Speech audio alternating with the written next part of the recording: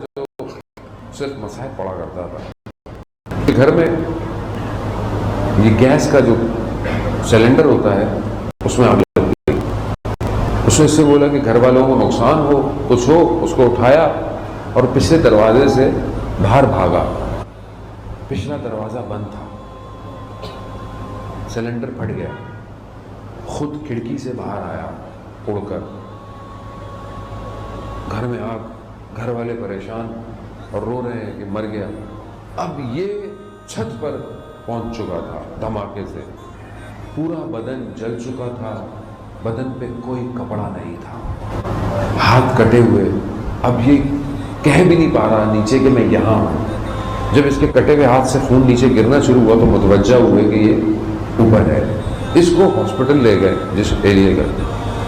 Hospital والوں نے انکار کر دیا کہ یہ 80% تو جل چکا ہے, یہ ابھی تھوڑی دیر زندہ رہے گا, مر جائے گا.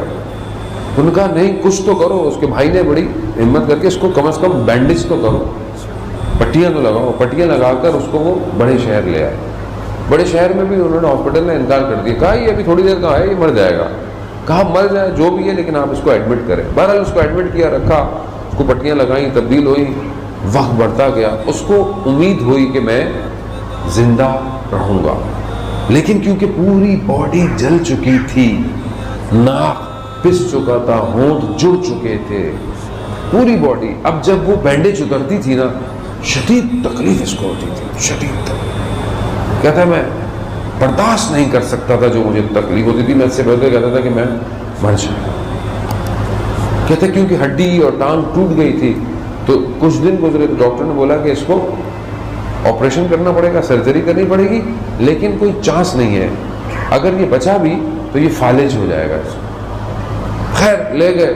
جیسے ہی ہاسپٹل میں پہنچے تو سرجری تھیٹر میں پہنچے تو انہوں نے کہا کہ بھائی ہم تمہیں بے ہوشی کا لگاتے ہیں. سب گھر والوں سے سائن لے لیا کہ کیونکہ پتہ نہیں ہوش میں آئے گا یا نہیں آئے گا.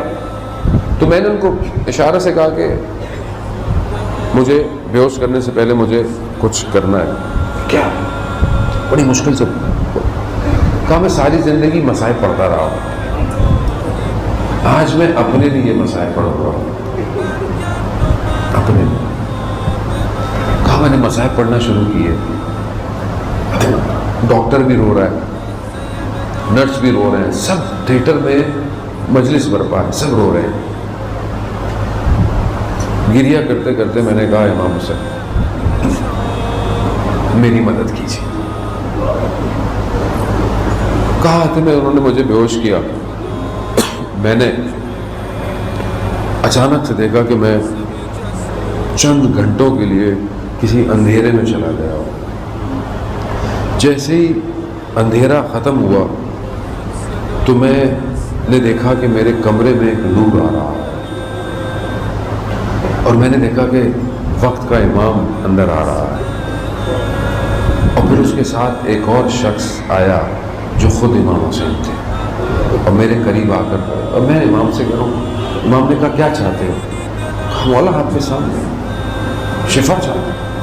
کہا امام نے اپنا ہاتھ یہاں سے لے کر مجھے پورے بدن پہ کہہ رہا میں نے بڑی کوشش ارادہ کیا کہ میں امام کے دامن کو تھام لوں,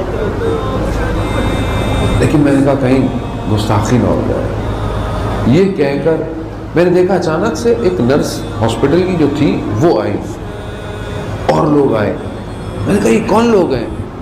کہا یہ رشتہ دار ہیں, یہ اہل بیت ہیں, یہ سادات آ رہی ہے تمہیں دیکھنے کے لیے. کہا مگر یہ جو ڈاکٹر جو ہے یہ تو سید نہیں ہے, یہ جو نرس ہے. کہا نہیں یہ سید ہے.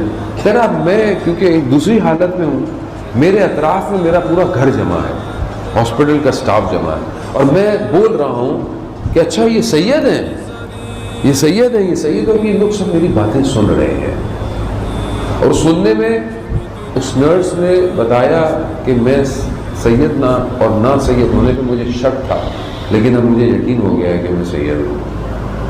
اور جب میں ہوش میں آیا تو میں نے دیکھا میرا بھائی کھڑا ہوا ہے. تو پوچھا بھائی کیا باتیں کر رہے تھے؟ تو میں نے چھپانے کی کوشش کی, مگر انہوں نے مجھے سب بتا دیا, کیونکہ میں جو گفتگو کر رہا تھا اس کی وجہ, تو میں نے پھر سب کو سچ بتایا.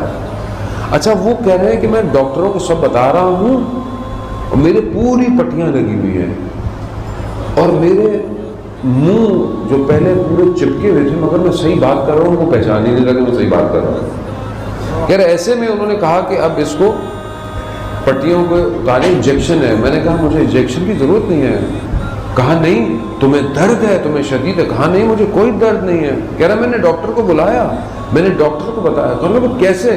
کہا مجھے جس نے شفا دی ہے مجھے سارے درد ختم ہو گئے ہیں بدن سے، سارے درد ختم ہو گئے ہیں. کہا تمہاری بینڈیج ہوگی؟ کہا لیکن مجھے تھا کہ آرام سے اتارے.